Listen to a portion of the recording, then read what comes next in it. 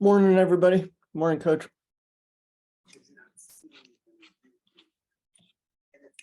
Good morning. Thanks, everybody, for jumping on today. We'll start with an open from Coach Schaefer and then take questions.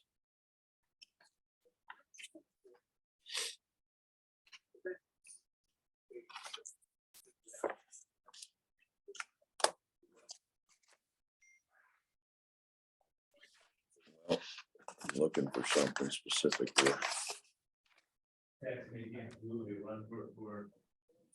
Maybe that's it. Yeah. All right. Good morning. Obviously, big week for us. Our conference number 16 or 18 game of the conference regular season, our last one of the regular season. So we're disappointed after Monday night, but those things happen, and we can only control what we can control. So we got an opportunity on Saturday, and we're excited about that opportunity, and we look forward to going to Manhattan and playing a really good K-State team. They had Oklahoma beat really the other night in Norman. They've beaten Baylor in the last 2 weeks by 20. They're playing at a real high level, beat Kansas 18. And so we fully understand they've beaten Iowa State. All this is in the last 2 to 3 weeks. So they're playing really well. Jeff's a great coach, and he and his staff are doing a great job with them. They're really, really executing and playing at a high level. Obviously, they got Gregory back, who didn't play against us the first time, and Serena Sundell, who's leading them in scoring now. You look at her in the last 5 games, she leads them in scoring and has really jumped up from her average in conference to her average in the last 5, 15 to 21. That's a pretty significant jump over the last 5 games. So we've got our work cut out for us, and we're going to need to go in there and play really, really well. And, we didn't play very well on Monday, but Baylor played really well. So Please raise your hand if you have questions. We'll start with Dennis. Hey, Coach, the locker room message of player accountability and energy kind of spilled into the press room the other night. Did it hit the mark? Have you seen what you wanted to see from your young women? I'll let you know. We really practiced only once. We shot on Wednesday, watched film on Wednesday, and then we worked out yesterday. And yesterday was good. Again, we were so hamstrung. Our defense wasn't that bad Monday. I mean, we held them 26 points the second half. It was bad the first half, but the second half was much better. We just couldn't make a shot. We got a lot of really good looks, and we couldn't make a shot. And I thought our body language was a little shaky during the course of the game with a couple of them. And so, after a game's always an emotional time, and sometimes you need to take a breath and really do an evaluation of what's going on. I mean, we were so hamstrung Monday night with injuries and everything else. It was going to be an uphill battle that night. And again, Baylor they played as well as I've seen them play maybe all year. So. And I know you're such an historian of the game. You know the history of Longhorn women's basketball. I know you don't need a pep talk for another opportunity like this, but do you ever tell the girls, like, this is something that hadn't been done around here in 20 years, winning a regular season conference title? We're going to work out and watch film at 10:30.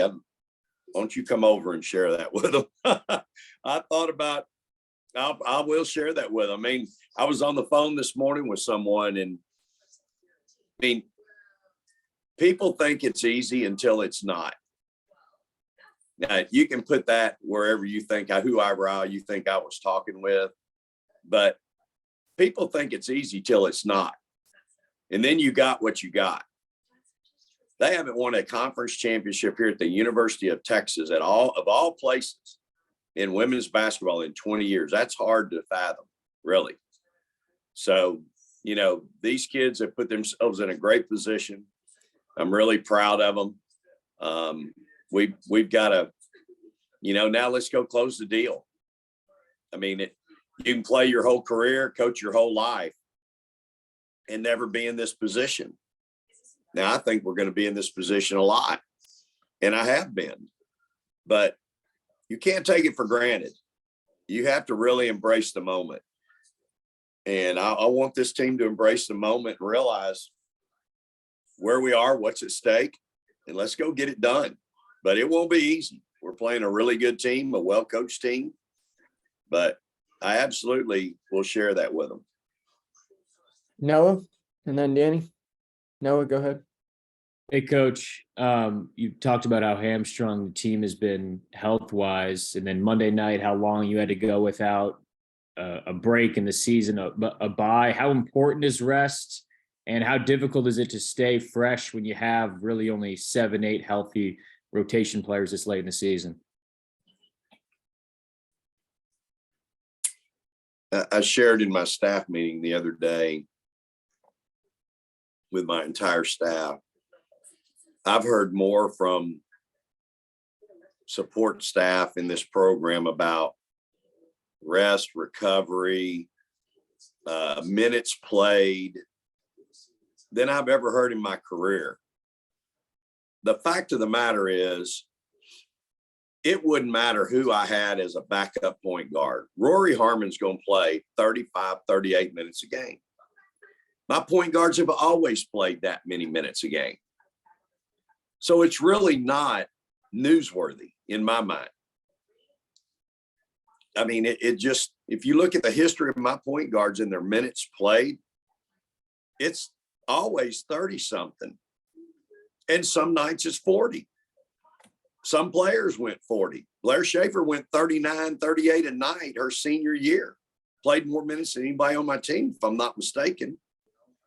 So these kids are in, you know, I don't put a, you know, I've listened, and I've probably changed a little more than I ever have. And that may be why we're not very tough. I don't know. But at the end of the day, you know, these kids are young, they're resilient. We have a great training staff. They have all access to everything they can possibly have to recover. They have access to everything they need to, you know, health wise and food wise. And so, you know, I think where it hurt us Monday night was we didn't have Jock Lenga. And so our first sub off the bench at guard was a walk-on. That's where it hurt us Monday night.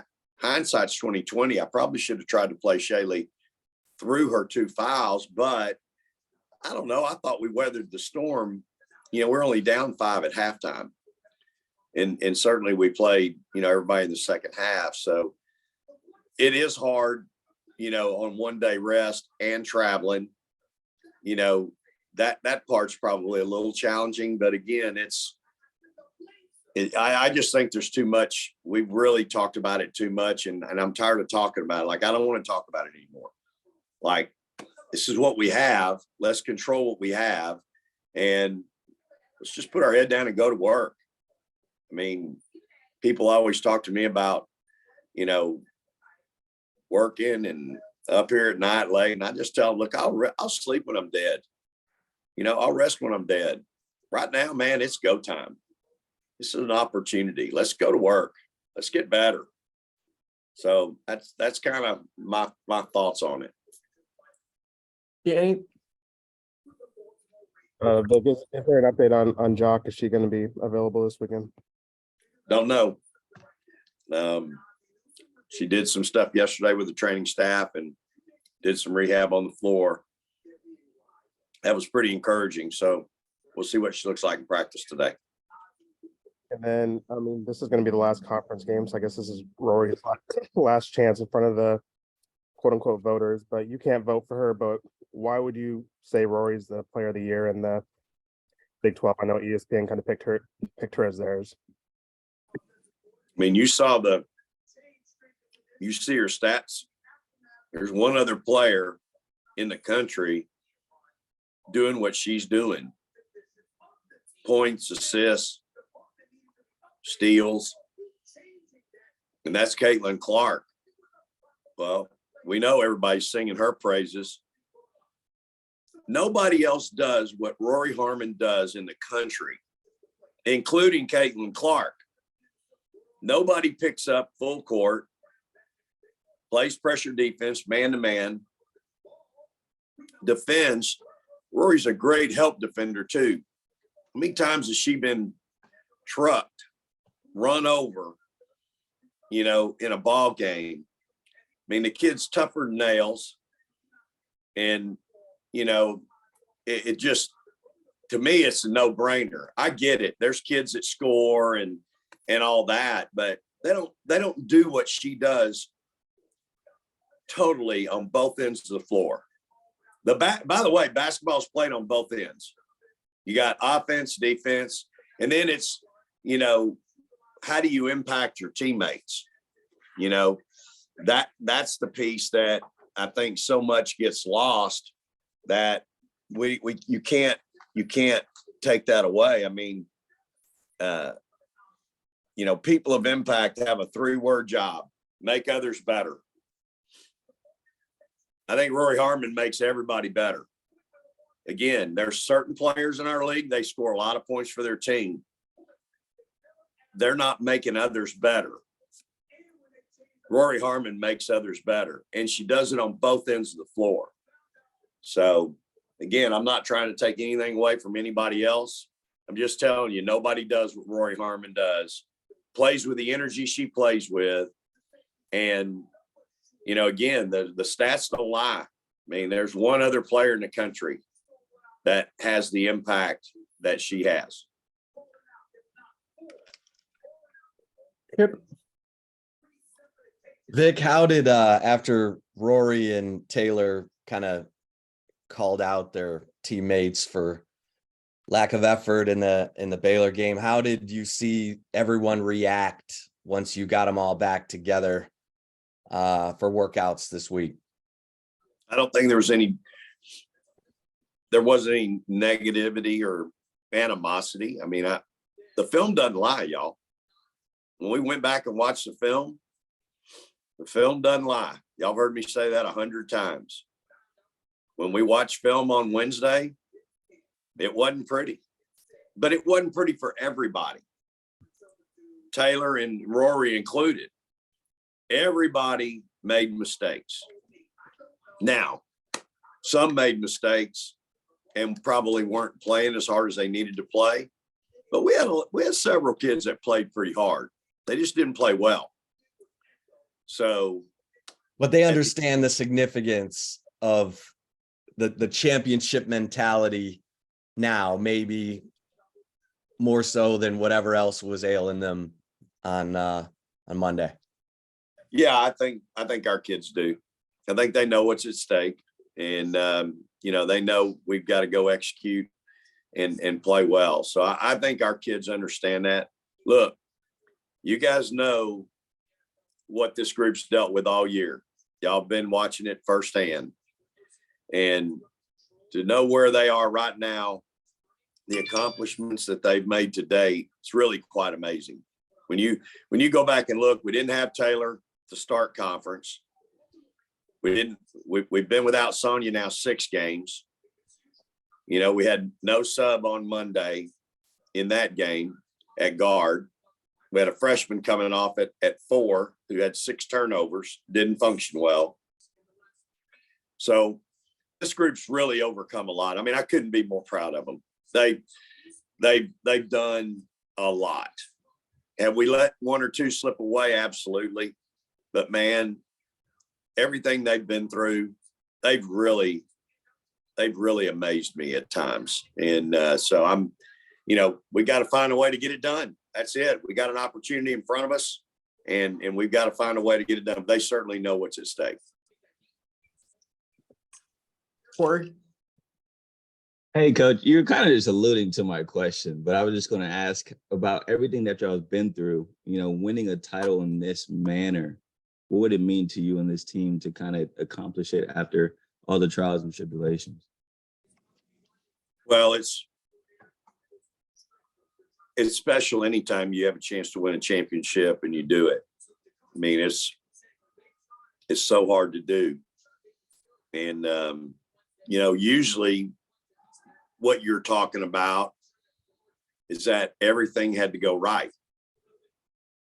For you to win a championship, usually you got to stay injury free. You got to get some breaks along the way. The schedule has to fall right. And then you can go on and on. We've had none of that. I mean, none of it. So for this group to be where they are and have the opportunity they have, man, again, super proud of them. And, we've got one more. We've got to find a way to go play and have a chance, and we got to play well. So that this group has certainly endured a lot of hardship and a lot of challenges, and they've been fairly resilient. And Coach, I was just going to follow up. I know you were talking about how people telling you need to go to sleep. So I was wondering what your sleep schedule is like nowadays. Well, it's, I sleep up here. I slept up here last night. I got up early this morning, drove home, grabbed my bags. We're leaving to go on the road today. And it's just kind of what I do. I mean, most coaches don't do that, and that's okay. But it's the only way I can really keep my sanity and feel good about what I'm doing, and making sure that, I got everything covered. I think, again, coaches do it their own way. Some coaches, when they're younger, do it this way, and as they get older, they decide not to do it. For me and my own sanity, and I just feel like this is what I need to do. So I work till I get tired. I go over there and sit in that chair and recline it and sleep until the morning, and then I get up and brush my teeth, have a cup of coffee, and get back at it. And that's just the way it is. And again, that's not for everybody, but I know when Coach Beard was here, he and I both would be up here late at night, and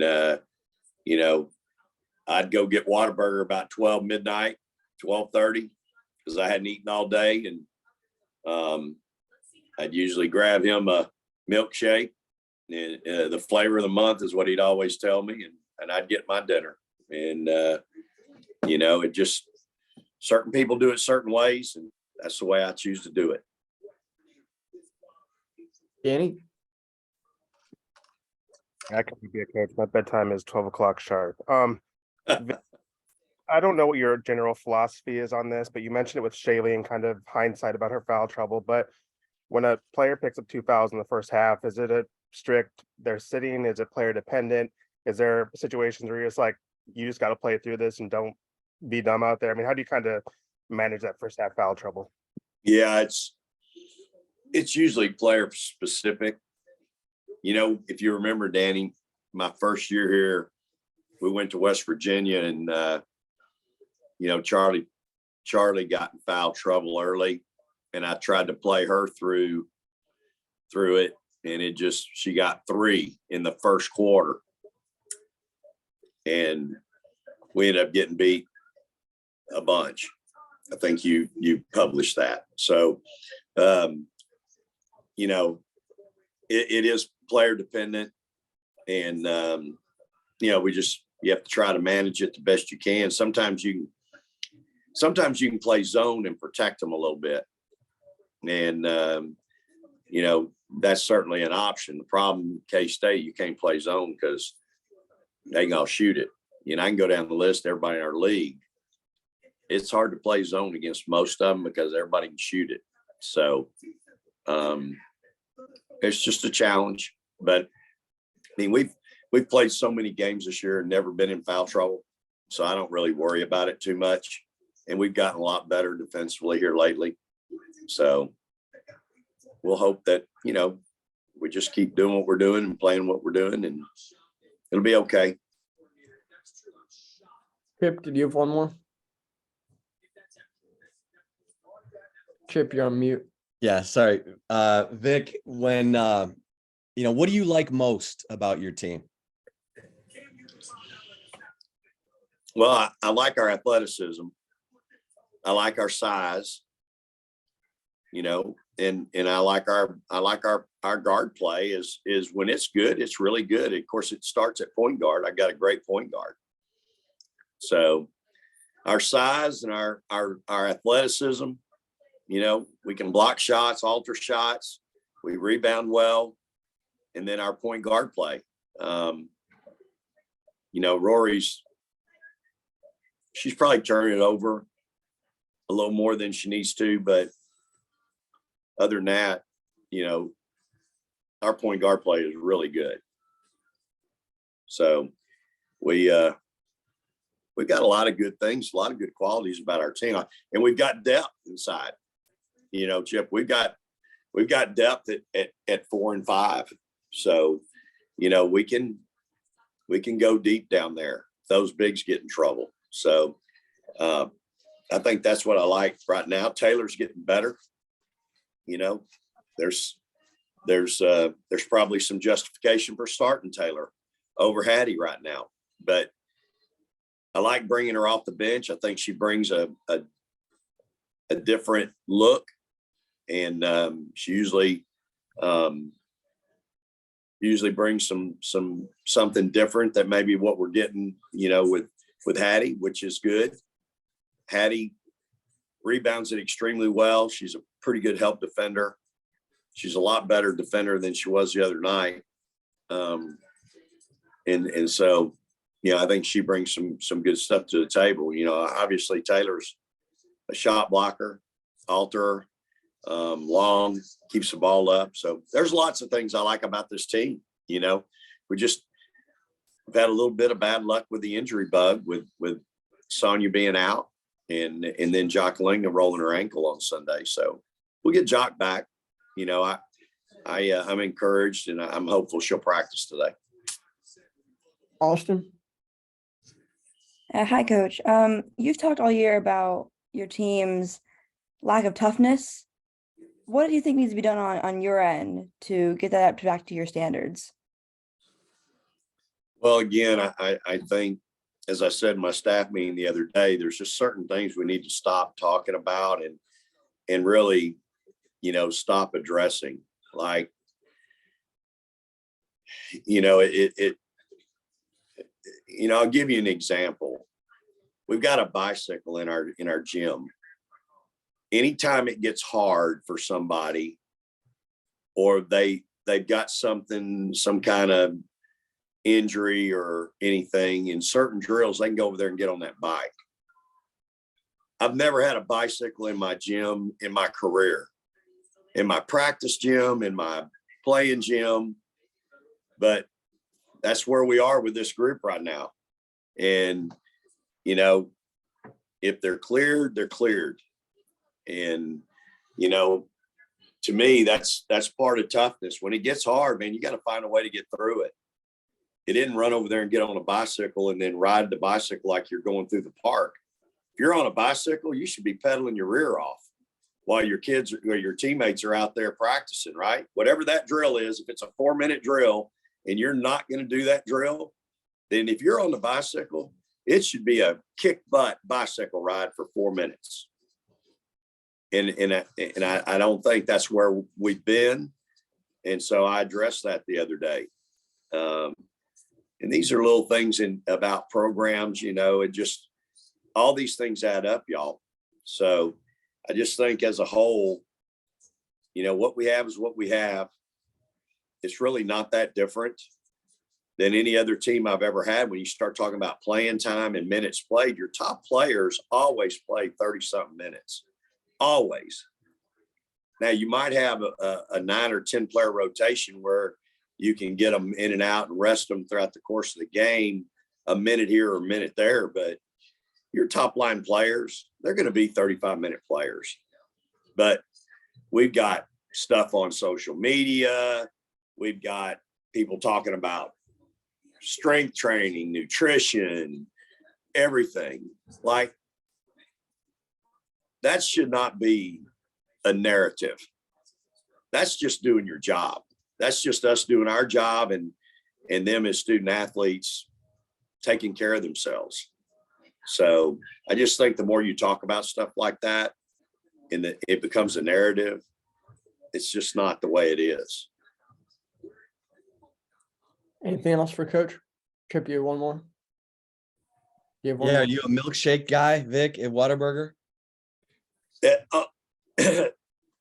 Sometimes. And if I get one, it's usually vanilla, just like my young days when my mother would work the 3 to 11 shift at the hospital as an RN, and my father and I would eat out on those nights. He wasn't a big cook, but every night on those nights, we did two things. After we ate dinner, we'd go to Baskin Robbins. Chip, I promise you, every time I got vanilla, I would never venture out and get anything else. And then from there, we'd go to the airport and park at the end of the runway and watch the airplanes take off and land. That was we'd have our ice cream and eat it. So I'm not a big different kind. I'll have a vanilla milkshake every now and then, but I got to have my number one with cheese, no onions, with mayo, water size with a Dr. Pepper. All right, and you've never tried other ice creams? I mean, like now, I mean, if I was to go get ice cream with the girls, we'll go on the road. We get ice cream the night before. I'm usually a butter pecan, and, I like butter pecan. That's pretty good. A lot of calories in it. But I'll eat that. I had that and chocolate chip. I think the last place we stopped, where were we? Oklahoma. I think that's what I got the night before. So I'm usually Gotta do good for that. again. Yeah. If I get sometimes we'll go to Dairy Queen, and if we go there and get the blizzards, Blizzard, yeah. I get a Heath bar. Like, our kids don't even know what Heath bar is, right? Heath bar's been around forever, but I'll get Heath bar mixed in with my vanilla ice cream. Love it. Hey, I appreciate everybody being on here, and appreciate your coverage. We're excited about the opportunity, and again, thank y'all so much for all you do and the coverage you give our kids and our program. We really appreciate it. Okay, y'all have a great day. Praise the Lord and Longhorns. See you, Coach. Yeah, thank you, Coach. Thanks, everyone. Thanks, Coach. Thanks, Jeremy.